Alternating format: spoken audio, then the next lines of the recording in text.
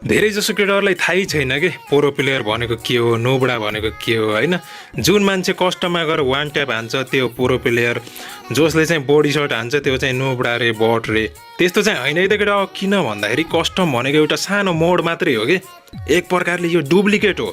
किन भन्दाखेरि यसमा कस्टममा चाहिँ के हुन्छ केटा, अनलिमिटेड वाल हुन्छ, तिमीले 1000वटा वाल लगाउन पनि पाउँछौ कि। त्यही भएर कसैको पनि कस्टमको गेम प्ले देखेर त्यसलाई प्रो प्लेयर नोबडा भनेर जज गर्न चाहिँ मिल्दैन है केटा। किन भन्दाखेरि फ्री फायरमा मेन भनेको फुल म्याप हो।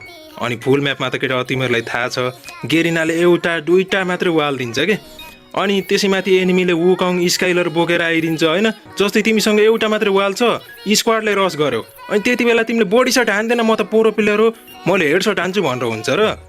वाइड 4x4 भए पनि भुटेरै मार्छ नि हौ त्यस्तो अवस्थामा त। त्यही भएर केटा होइन, मलाई चाहिँ के लाग्छ भन्दाखेरि प्रो प्लेयर भनेको जुन मान्छेले दिमाग लगाएर खेल्छ, अरूको इज्जत गर्छ, त्यो चाहिँ प्रो प्लेयर हो। तिमीलाई के लाग्छ कमेन्ट गर है त।